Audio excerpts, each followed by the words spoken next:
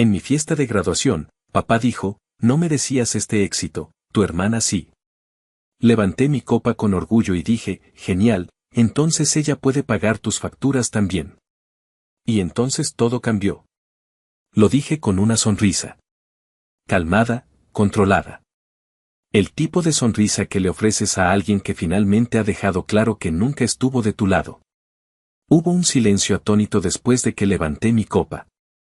Tal vez 5, 10 segundos, pero se sintió como si el tiempo se estirara lo suficiente para ver cómo cambiaba la expresión de todos.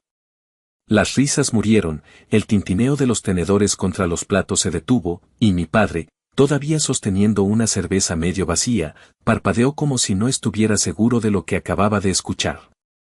Pero yo sabía lo que había dicho. Por primera vez en mi vida, cada palabra tenía un peso real. La fiesta se suponía que era una celebración. Mi graduación universitaria. Y no de cualquier universidad, me había abierto camino a través de una de las mejores universidades públicas de la región. Pagué la mayor parte yo mismo, becas, trabajos secundarios, sesiones de tutoría hasta tarde, turnos matutinos en la cafetería del campus. No fue bonito, pero lo logré. Lo conseguí, y nadie en mi familia había movido un dedo para ayudarme. Pero eso no me impidió invitarlos. Alquilé el patio de un restaurante local con lo poco que había ahorrado, compré bandejas de comida, decoraciones, bebidas. Incluso pagué al músico, solo un tipo con una guitarra y una voz que podía hacerte sentir algo. Quería que esa noche se sintiera como algo especial, como un punto de inflexión. Y tal vez lo fue, solo que no de la manera que esperaba. Todos vinieron, mi madre, silenciosa pero solidaria a su manera, mi tía y mi tío, que siempre habían estado en esa línea entre familia y espectadores, mis primos pequeños corriendo con globos atados a sus muñecas. Y, por supuesto, mi padre. Llegó una hora tarde, ya medio borracho, vistiendo una camisa arrugada de pescar y esa arrogancia que conocía demasiado bien. Mi hermana Lucía no vino. Raramente lo hacía. Pero de alguna manera, seguía presente, flotando en cada frase que pronunciaba mi padre, especialmente en la que dio vuelta toda la noche. No merecías este éxito, dijo mi padre, poniéndose de pie para hacer algún tipo de discurso, o quizás solo para escucharse hablar. Tu hermana sí. Las palabras no estaban arrastradas, no fueron dichas con una risa. Cayeron pesadamente, con el peso de años detrás de ellas. Y en ese momento, me di cuenta de algo, había estado esperando toda mi vida que este hombre me dijera que estaba orgulloso de mí, y nunca lo haría. Así que levanté mi copa como si todavía estuviéramos celebrando y dije, genial, entonces ella puede pagar tus facturas también. No fue en voz alta, no necesitaba hacerlo. La gente escuchó, la gente entendió, y algunos sonrieron, no por diversión, sino por reconocimiento. Dejé la copa, miré a mi padre una última vez y me fui. Sin explicaciones, sin despedidas, sin mirar atrás. No me fui directamente a casa después de la fiesta. No tenía fuerzas para sentarme en mi tranquilo apartamento y revivir cada segundo de lo que acababa de suceder. En lugar de eso, conduje sin rumbo, sin destino, sin plan, solo luces de la calle y silencio. Alrededor de la medianoche, terminé en el mirador al borde de la ciudad, ese lugar al que los adolescentes solían escaparse, donde la ciudad parecía más pequeña, manejable. Estacioné, apagué el motor y me quedé sentado con las ventanas bajadas. El frío no me molestaba, me mantenía presente. Seguía pensando en esa frase, no merecías este éxito, tu hermana sí, ¿qué éxito? ¿El título por el que me había abierto camino durante 5 agotadores años? ¿El trabajo que conseguí después de una brutal ronda de entrevistas? ¿Las deudas que logré evitar viviendo a base de fideos instantáneos y negándome a salir cuando todos los demás lo hacían? ¿Qué había hecho Lucía para merecerlo más? Esa pregunta había flotado sobre mi vida desde que tenía memoria. Creciendo, siempre fue Lucía quien recibió el perdón fácil, las segundas oportunidades, los aplausos solo por aparecer. Abandonó la universidad comunitaria después de un semestre y mi padre seguía llamándola la inteligente. Cuando conseguí mi primer trabajo a los 16 años para ayudar a pagar mi propia ropa escolar. Lucía iba por su tercera advertencia en la tienda de videojuegos y aún así recibía una palmada en la espalda por trabajar duro. Pero nunca tuve una prueba contundente de la diferencia de trato. No hasta mi tercer año de universidad. Volví a casa un fin de semana y encontré una factura en la encimera de la cocina, una factura de matrícula con el nombre de Lucía, pagada en su totalidad. Esa fue la primera vez que supe, más allá de cualquier duda, que las cosas eran exactamente tan desequilibradas como siempre había temido. No dije nada entonces. No quería iniciar una pelea. Pensé que tal vez no podían ayudarme porque el dinero estaba ajustado, tal vez estaban haciendo lo mejor que podían, tal vez asumieron que yo no lo necesitaba. Pero ahora, de pie en ese patio horas antes, escuchando a mi padre elogiar a la hija que ni siquiera estaba allí mientras descartaba todo lo que yo había sacrificado, se rompió la última de esas excusas. Fue entonces cuando empecé a tirar del hilo, a excavar en viejos recuerdos, a recordar cosas que había enterrado, a ver a quién eligieron salvar y a quien esperaban que sobreviviera solo. Nunca se trató de dinero, nunca se trató de éxito. Se trataba de creer. Mis padres, especialmente mi padre, nunca creyeron en mí. Miré hacia la ciudad oscura y susurré, solo para mí, se acabó. No me refería a la discusión. Me refería a fingir, a esperar, al esfuerzo. Había terminado de buscar una mano que nunca iba a extenderse hacia mí. Lo curioso de crecer siendo ignorado es que aprendes a desaparecer silenciosamente, incluso cuando estás de pie en medio de tu propia vida. Pero esa noche en el mirador, algo cambió. Por primera vez, no quería desaparecer. Quería salir. No solo salir de la fiesta, no solo alejarme de la voz de mi padre. Quería salir de ellos, de mi familia. Durante mucho tiempo, me dije a mí mismo que ganarme su aprobación era solo cuestión de tiempo, que si trabajaba lo suficientemente duro, si obtenía buenas notas, si conseguía el trabajo adecuado, algo encajaría en su lugar. Me verían. Finalmente me verían. Pero nunca lo hicieron. Y no es que fueran crueles como villanos de caricatura, eso habría sido más fácil de dejar atrás. Era más como ser invisible a menos que necesitaran algo. ¿Mi padre necesitaba ayuda con los impuestos? Yo era el responsable. ¿Mi madre necesitaba que alguien arreglara su portátil? Por supuesto, yo era el experto en tecnología. ¿Lucía chocó su coche otra vez? Se esperaba que yo la llevara a entrevistas de trabajo que nunca aceptaría. No me odiaban, eso habría requerido esfuerzo. Simplemente no les importaba.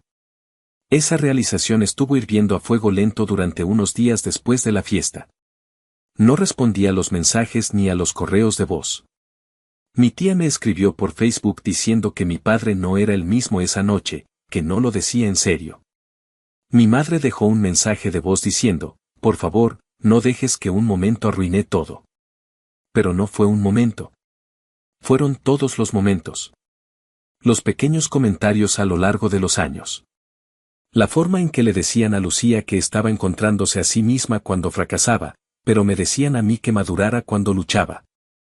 Aquella vez que mi padre me llamó demasiado intenso porque quería hablar sobre metas profesionales, y más tarde esa misma noche anunció orgullosamente que Lucía había comenzado una banda en el garaje.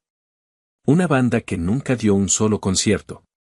El resentimiento que enterré durante tanto tiempo comenzó a surgir en destellos, recuerdos que ni siquiera sabía que seguían vivos. Como cuando me rompí el brazo en la preparatoria y aún así me regañaron por faltar a la práctica, mientras que Lucía reprobó todo el semestre y le dieron un viaje a Cancún para relajarse. O cuando recibí mi carta de aceptación a la universidad y todo lo que dijo mi padre fue, espero que no estés esperando una ayuda económica. No la esperaba. Nunca lo hice. Y aún así, di mi tiempo, mi dinero, mi paciencia, mi silencio. Pero ahora no me quedaba nada que dar. No hubo una confrontación dramática, ni gritos, ni monólogos de te arrepentirás de esto. Simplemente paré. Dejé de llamar, dejé de enviar mensajes, dejé de esperar. Ellos querían una versión de mí que no existía, el apoyo silencioso, el hermano estable, la sombra en la esquina aplaudiendo para todos los demás. Y había interpretado ese papel tan bien durante tanto tiempo que casi olvidé que tenía permitido abandonar el escenario. La decisión no llegó con algún dramático crescendo de música y claridad. Llegó un martes normal y gris, 2 días después de la fiesta. Me desperté, hice café, me senté en la pequeña mesa de la cocina de mi apartamento de un dormitorio y miré fijamente la foto enmarcada de mi graduación universitaria. La única foto que le había pedido al camarero que tomara antes de irme del restaurante. En el fondo se podía ver a la gente riendo, platos todavía llenos, un globo captado a mitad de su deriva. Pero no estaba mirando la fiesta. Me estaba mirando a mí mismo. No parecía orgulloso, ni siquiera aliviado. Parecía cansado, como alguien que había cargado un peso durante tanto tiempo que no sabía que podía dejarlo. Fue entonces cuando alcancé mi teléfono. No para enviar un mensaje, no para llamar, sino para bloquear. Primero a mi padre, luego a mi madre, luego a Lucía, luego el chat grupal familiar que nunca me incluía en nada a menos que alguien necesitara transporte o ayuda para completar formularios. Uno por uno, lo silencié. No escribí un mensaje de despedida. No publiqué nada vago o críptico en línea. Simplemente eliminé el ruido. Y luego empaqué. Me había aferrado a ese apartamento por costumbre, lo suficientemente cerca de casa en caso de que me necesitaran, lo suficientemente lejos para mantener algunos límites. Pero no era realmente mío. Era una sala de espera, un punto medio entre intentarlo y rendirme. Ahora había terminado de esperar. Vendí la mayor parte de mis muebles en el marketplace de Facebook, usé el dinero para pagar lo último que quedaba de mis préstamos estudiantiles y transferí el contrato de alquiler a un amigo del trabajo. En 2 semanas, me había ido. Nueva ciudad, nuevo apartamento, nuevo número. Sin fanfarrias. Lo único que me llevé, aparte de lo esencial, fue el diploma. Finalmente lo enmarqué y lo colgué en la pared sobre mi escritorio. No para presumir, no como motivación, sino como prueba de que lo hice por mi cuenta, de que importaba, incluso si nadie más lo había dicho. Incluso si mi padre se había parado frente a una habitación llena de gente e intentado borrarme. Yo seguía aquí. Seguía en pie. Y por primera vez, estaba de pie solo, no porque me hubieran empujado hacia afuera, sino porque me había alejado a propósito. El primer recuerdo que tengo de entender que algo no estaba bien fue cuando tenía 7 años. Mi padre había prometido llevarnos a pescar, a Lucía y a mí. Yo había estado contando los días, revisando el calendario de la cocina cada mañana. La noche anterior, preparé mi pequeña mochila con un sándwich, una botella de agua y el libro de identificación de peces que había sacado de la biblioteca. Me desperté antes del amanecer, demasiado emocionado para seguir durmiendo. Pero Lucía no quiso ir. Decidió quedarse en casa para ver caricaturas. Y mi padre, en lugar de llevarme solo a mí, canceló todo el viaje. No tiene sentido ir si Lucía no viene, dijo, como si yo no estuviera parado justo ahí, con mi mochila ya puesta. Ese día, me senté en el porche trasero durante horas, fingiendo que no me importaba. Fue la primera vez que sentí ese vacío en el estómago, esa sensación de ser secundario en mi propia vida. A los 10 años, gané un concurso de ciencias en la escuela. Había construido un pequeño generador eólico que podía encender una bombilla. Trabajé en él durante semanas, leyendo libros de la biblioteca, pidiendo prestadas herramientas al vecino. Cuando llegué a casa con el certificado azul, mi madre dijo que lindo y lo puso en la nevera. Duró allí exactamente 3 días, hasta que Lucía trajo a casa un dibujo de un unicornio. Mi certificado fue movido al cajón de los papeles viejos. El unicornio permaneció en la nevera durante meses. Para cuando llegué a la secundaria, ya había aprendido a no esperar mucho. Mis calificaciones eran excelentes, pero nadie revisaba mis tareas. Me uní al equipo de debate y gané torneos regionales, mis padres nunca asistieron a uno solo. Mientras tanto, Lucía cambiaba de pasatiempo cada 3 meses, ballet, guitarra, fotografía, y cada nuevo interés era celebrado como si hubiera descubierto la cura para el cáncer. Recibía clases privadas, equipos caros, apoyo interminable. Yo pedía libros usados y trabajaba los fines de semana en la tienda de comestibles para comprar mi propia calculadora gráfica. La preparatoria solo profundizó la división. Recuerdo claramente la noche en que recibí mi carta de aceptación universitaria. Había aplicado a 5 universidades y fui aceptado en todas. Elegí la que ofrecía la mejor beca, aunque no cubría todo. Cuando mostré la carta en la cena, mi padre asintió y dijo, espero que tengas un plan para pagar eso. Mi madre añadió, es mucho dinero, cariño. ¿Estás seguro de que vale la pena? Esa misma noche, Lucía anunció que quería tomarse un año sabático después de la preparatoria para encontrarse a sí misma. Mis padres aplaudieron su valentía. Mi padre dijo, eso muestra verdadera madurez, saber lo que necesitas. Le dieron dinero para un viaje por carretera con sus amigos. Tal vez el ejemplo más claro ocurrió durante mi segundo año de universidad. Había estado trabajando 30 horas semanales además de mis clases completas. Dormía 4 horas por noche. Mis calificaciones empezaron a bajar, no mucho, pero lo suficiente para preocuparme. Llamé a casa, algo que raramente hacía, y le pregunté a mi padre si podría ayudarme solo por ese semestre, solo lo suficiente para que pudiera reducir mis horas de trabajo y concentrarme en mis estudios. La vida es dura, respondió. Tienes que aprender a manejar tus propios problemas. Nadie te va a rescatar en el mundo real. 2 semanas después, Lucía chocó el auto que mis padres le habían comprado.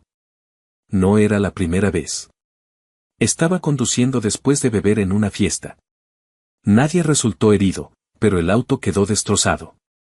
Mis padres pagaron las reparaciones, la multa y le compraron un teléfono nuevo porque el suyo se había roto en el accidente. Todos cometemos errores, dijo mi madre. Lo importante es que estás a salvo. Para entonces, ya sabía que no tenía sentido señalar la injusticia. Solo me etiquetarían como resentido, envidioso, problemático. Así que seguí adelante, trabajando más duro, durmiendo menos, encontrando maneras de estirar cada dólar. Me gradué con honores, a pesar de todo. La ironía es que siempre fui el responsable. Cuando mis padres necesitaban ayuda con cualquier cosa práctica, impuestos, reparaciones en la casa, problemas con la computadora, me llamaban a mí. Cuando necesitaban a alguien que cuidara a mi abuela enferma, era yo quien reorganizaba su horario para estar allí. Cuando necesitaban un préstamo, sí, me pidieron dinero mientras yo todavía estaba pagando mis préstamos estudiantiles, era yo quien de alguna manera encontraba la manera de ayudar. Y aún así, en cada reunión familiar, cada cena navideña, cada cumpleaños, era Lucía quien recibía la atención. ¿Has visto las fotos de Instagram de Lucía? ¡Qué creativa! Lucía está pensando en abrir una tienda en línea, ¿no es emocionante? Lucía tiene un nuevo novio, es médico, ¿sabes? Mientras tanto, yo era invisible a menos que alguien necesitara algo. Después de la fiesta de graduación, los mensajes comenzaron a llegar. Mi madre, tu padre estaba cansado, no quiso decir eso. Mi tía, las familias discuten, es normal, no seas tan sensible. Mi padre, sorprendentemente, no se disculpó. En cambio, envió un mensaje diciendo, espero que estés satisfecho por arruinar la noche de todos con tu drama. Ese fue el mensaje que finalmente cristalizó todo para mí. No era yo quien había creado el drama. Era él quien se había puesto de pie en mi fiesta de graduación, la que yo había pagado, y había declarado que no merecía estar allí. Y ahora, de alguna manera, yo era el villano por responder. Revisé los mensajes una última vez antes de bloquearlos a todos. Había uno de Lucía, papá está realmente molesto. Deberías llamarlo. Ni una palabra sobre cómo me sentía yo. Ni una pregunta sobre si estaba bien. Solo la expectativa de que, como siempre, yo sería quien arreglaría las cosas, quien se tragaría el orgullo, quien mantendría la paz familiar a costa de mi propia dignidad. Pero esta vez, no lo hice. Esta vez, dejé que el silencio hablara por mí. Y en ese silencio, finalmente pude escuchar mis propios pensamientos, mis propios deseos, mi propia voz. Ya no era el eco de sus expectativas. Era solo yo, finalmente libre de la sombra de ser el segundo mejor, el menos querido, el que siempre tenía que demostrar su valor. Y resultó que, lejos de su constante juicio, tenía mucho más valor del que jamás me habían permitido creer. Mi nuevo apartamento era pequeño pero completamente mío. Un estudio en el 7º piso de un edificio sin ascensor en una ciudad a 3 horas de distancia de mi familia. Las paredes eran delgadas y podía escuchar a mi vecino tocar el saxofón los domingos por la mañana, pero había algo reconfortante en ese sonido. Era real, imperfecto, presente. Como mi nueva vida. Los primeros meses fueron extrañamente tranquilos. Esperaba sentir culpa, o al menos dudas, pero lo que sentí fue alivio. Un alivio tan profundo que a veces me encontraba respirando más profundamente, como si mis pulmones finalmente tuvieran espacio para expandirse por completo. Mi rutina se volvió simple. Trabajo, ejercicio, cocinar para mí mismo, leer libros que había postergado durante años. Comencé a tomar clases de fotografía en un centro comunitario local, algo que siempre había querido hacer pero nunca me había permitido. Resultó que tenía buen ojo para la composición. Mi instructor me animó a presentar algunas fotos en una pequeña exposición local. Vendí 2. El dinero no era mucho, pero el sentimiento era invaluable. Alguien había visto algo que yo había creado y lo había valorado lo suficiente como para llevarlo a casa. No porque fuera su hijo o su hermano o porque sintieran lástima. Simplemente porque era bueno. Conocía nuevas personas que no tenían expectativas previas sobre quién era yo o cómo debería comportarme. Para ellos, yo era solo Miguel, el tipo tranquilo del departamento de diseño que tomaba buenas fotos y hacía un café excelente. No era el responsable ni el serio ni el que siempre se las arregla. Era solo yo. 6 meses después de mudarme, recibí una oferta de trabajo en una empresa más grande, con mejor salario y oportunidades de crecimiento. La acepté sin dudarlo.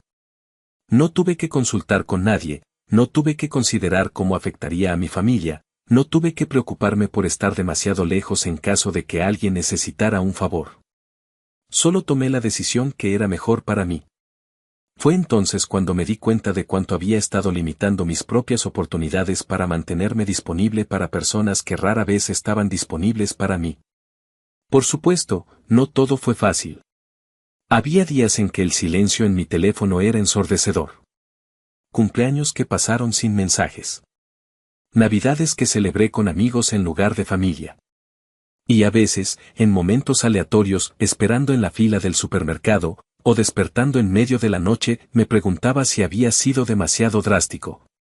Si debería haber intentado una vez más explicarles cómo me sentía.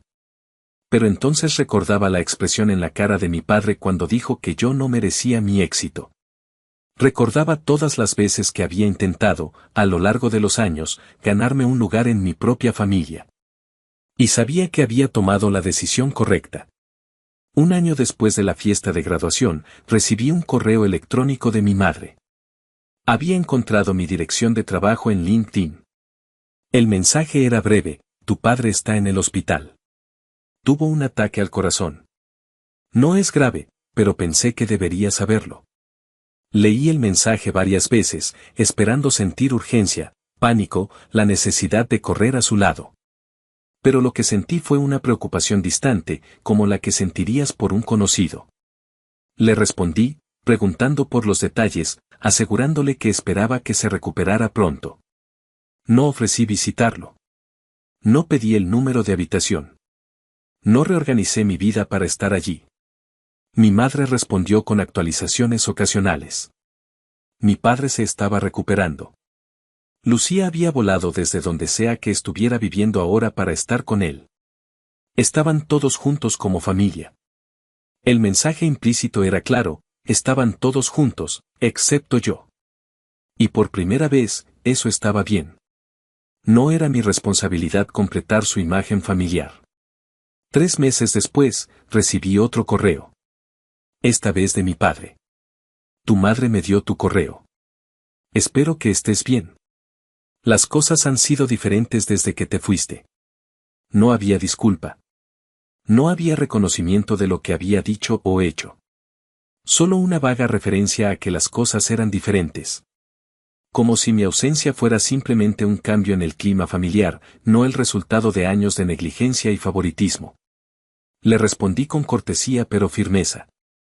Le dije que también estaba bien, mejor que nunca, en realidad. Le conté sobre mi nuevo trabajo, mi apartamento, mis fotografías. No mencioné lo herido que había estado. No le pedí explicaciones. No dejé espacio para promesas vacías o reconciliaciones superficiales. Terminé el correo diciendo, me alegra saber que te estás recuperando. Cuídate. No firmé con te quiero ni tu hijo. Solo mi nombre. Pasaron semanas sin respuesta. No esperaba una. Había dicho lo que necesitaba decir, y por primera vez, no estaba esperando su aprobación o su comprensión. En mi cumpleaños, ese año, no recibí llamadas de mi familia. En cambio, mis nuevos amigos organizaron una pequeña fiesta sorpresa en mi apartamento. Comimos pizza, bebimos cerveza barata y jugamos juegos de mesa hasta la madrugada. Uno de ellos había horneado un pastel, torcido y un poco quemado en los bordes, pero hecho con cariño genuino. Mientras soplaba las velas, pensé en cómo, durante toda mi vida, había estado buscando algo que nunca iba a encontrar en las personas que se suponía debían dármelo. Y cómo, al alejarme, finalmente había creado espacio para que otras personas entraran, personas que me veían claramente, que valoraban lo que ofrecía, que no me medían constantemente contra un estándar imposible. Esa noche, rodeado de amigos que había elegido y que me habían elegido a mí, me di cuenta de que había construido algo que mi familia nunca me había dado, un lugar donde pertenecía, simplemente por ser quien era. No era la vida que había imaginado para mí mismo. Era mejor. 2 años después de cortar lazos con mi familia, recibí una llamada de un número desconocido. Normalmente no contestaba esas llamadas, pero ese día, por alguna razón, lo hice. ¿Miguel? Era la voz de mi tía Carmen, la hermana menor de mi madre. Sé que probablemente no quieras hablar conmigo, pero por favor, no cuelgues. Me quedé en silencio, esperando. Carmen siempre había sido la más amable de la familia extendida, aunque nunca había intervenido realmente cuando las cosas se ponían difíciles. Tu madre está muy enferma, Miguel. Cáncer. Está en tratamiento, pero no está respondiendo como esperábamos. Sentí un nudo en la garganta. A pesar de todo, a pesar de los años de sentirme invisible, a pesar del silencio de los últimos 2 años, era mi madre. Lo siento mucho por escuchar eso, dije finalmente. ¿Qué tipo de cáncer? Páncreas. Lo detectaron tarde. Las palabras flotaron entre nosotros. Cáncer de páncreas. Incluso yo sabía lo que eso significaba. ¿Por qué me estás llamando tú y no mi padre? ¿O Lucía? Carmen suspiró. Ellos no saben que te estoy llamando. Tu madre me pidió tu número hace unos meses, pero me hizo prometer que no te contactaría a menos que las cosas se pusieran realmente mal. ¿Y ahora están realmente mal? Los médicos dicen que tal vez 6 meses. Podría ser menos. Me senté en el borde de mi cama, tratando de procesar la información. Mi madre estaba muriendo, y aún así, había mantenido la barrera entre nosotros. No me había llamado ella misma. No había intentado arreglar las cosas mientras aún tenía tiempo. ¿Qué quieres que haga, tía Carmen? Ella quiere verte, Miguel. No lo dirá en voz alta, es demasiado orgullosa, pero lo veo en sus ojos cuando menciona tu nombre. Y lo hace, ¿sabes? Te menciona. Cerré los ojos, tratando de imaginar a mi madre hablando de mí, pensando en mí. Era difícil de visualizar. ¿Y mi padre? Lucía. Tu padre está, bueno, está lidiando con esto a su manera. Apenas habla. Pasa todo el tiempo en el hospital o trabajando. Lucía viene cuando puede, pero ya sabes cómo es ella.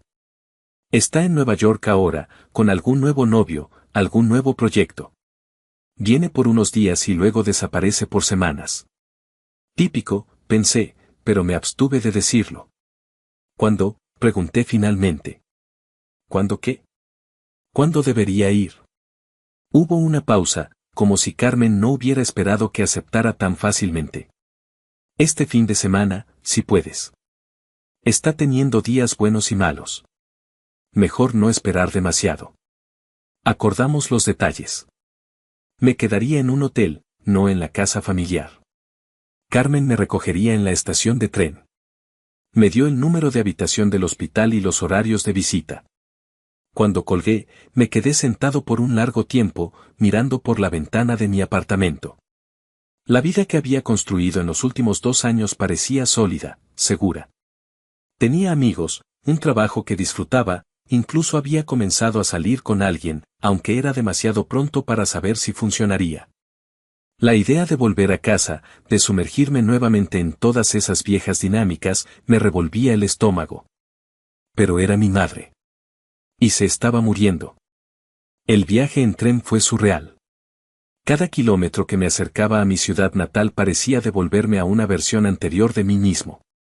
Me encontré encorvando los hombros, hablando menos con los extraños, volviendo a viejos hábitos que creía haber dejado atrás. Carmen me esperaba en la estación, tal como había prometido. Se veía más vieja de lo que recordaba, con nuevas líneas alrededor de sus ojos y boca. «¿Te ves bien?», dijo, abrazándome brevemente. «Saludable». «Lo estoy», respondí. «Estoy bien». En el auto, me puso al día sobre la situación. Mi madre había sido diagnosticada hace 8 meses. Al principio, todos pensaron que era solo estrés, tal vez una úlcera. Para cuando descubrieron la verdad, el cáncer ya se había extendido. «¿Sabe que vengo?», pregunté mientras nos acercábamos al hospital. Carmen negó con la cabeza. No quería darle falsas esperanzas, por si acaso cambiabas de opinión. El hospital olía como todos los hospitales, a desinfectante y enfermedad y comida blanda. Seguía Carmen por pasillos que parecían interminables hasta que llegamos a la habitación 412. «¿Quieres que entre contigo?», preguntó. Negué con la cabeza. «Creo que necesito hacer esto solo». Respiré profundamente y abrí la puerta. Mi madre estaba sentada en la cama, mirando por la ventana. Estaba más delgada de lo que recordaba, su piel con un tinte amarillento que no había estado allí antes. Su cabello, que siempre había mantenido perfectamente teñido y peinado, estaba corto y gris. Se giró cuando escuchó la puerta, y por un momento, solo nos miramos el uno al otro. «Miguel», dijo finalmente, su voz apenas un susurro. «Hola, mamá». Me acerqué a la cama, inseguro de qué hacer, cómo actuar. ¿Debería abrazarla? ¿Tomar su mano? ¿Mantener mi distancia? Ella resolvió el dilema extendiendo su mano hacia mí. La tomé, sorprendido por lo frágil que se sentía, como si estuviera sosteniendo un pájaro. «No esperaba verte», dijo. Carmen me llamó. Por supuesto que lo hizo. Una pequeña sonrisa cruzó su rostro. Siempre fue la sentimental de la familia. Nos quedamos en silencio por un momento, y luego, para mi sorpresa, mi madre comenzó a llorar. No eran sollozos dramáticos, sino lágrimas silenciosas que corrían por sus mejillas hundidas. «Lo siento», dijo. «Por todo. Por no verte. Por no estar ahí. Por permitir que tu padre». Se detuvo, incapaz de continuar. Sentí mis propias lágrimas formándose. Durante años había imaginado una disculpa así, pero en mis fantasías siempre respondía con dignidad fría, tal vez incluso rechazándola. Ahora que estaba sucediendo realmente, todo lo que sentía era una profunda tristeza. «También lo siento», dije finalmente. «Siento que haya tomado esto para que hablemos de verdad». Pasamos las siguientes horas hablando. Realmente hablando, tal vez por primera vez. Me contó sobre su propio padre, cómo la había ignorado a favor de sus hermanos, cómo había jurado que nunca haría lo mismo con sus hijos. «Y luego lo hice de todos modos», dijo. «No de la misma manera, pero igual de mal». Le hablé sobre mi vida ahora, mi trabajo, mis amigos, mis fotografías. Le mostré algunas en mi teléfono. Parecía genuinamente interesada, haciendo preguntas, pidiendo ver más. «Eres tan talentoso», dijo. «Siempre lo fuiste». Cuando la enfermera vino a decir que el horario de visitas estaba terminando, prometí volver al día siguiente. ¿Verás a tu padre?, preguntó mi madre mientras me preparaba para irme. No lo sé, respondí honestamente. No estoy seguro de estar listo para eso. Ella asintió, comprensiva. Lo entiendo. Pero él también lo lamenta, ¿sabes? A su manera. Su manera nunca fue suficiente para mí, dije, más bruscamente de lo que pretendía. Lo sé. Y eso es culpa nuestra, no tuya. Me incliné y besé su frente, un gesto que no recordaba haber hecho nunca antes. Te veré mañana, mamá. Esa noche, en mi habitación de hotel, llamé a mi novia, Daniela. Le conté sobre la visita, sobre las disculpas, sobre lo extraño que se sentía estar en casa pero no estar realmente en casa. ¿Crees que es sincera?, preguntó. ¿La disculpa? Sí, dije después de pensarlo un momento. Creo que sí. Pero también creo que es fácil ser sincero cuando te estás muriendo. Es fácil ver tus errores cuando ya no tienes que vivir con las consecuencias de arreglarlos. ¿Y eso es suficiente para ti? No lo sé, admití. Pero tal vez tenga que serlo.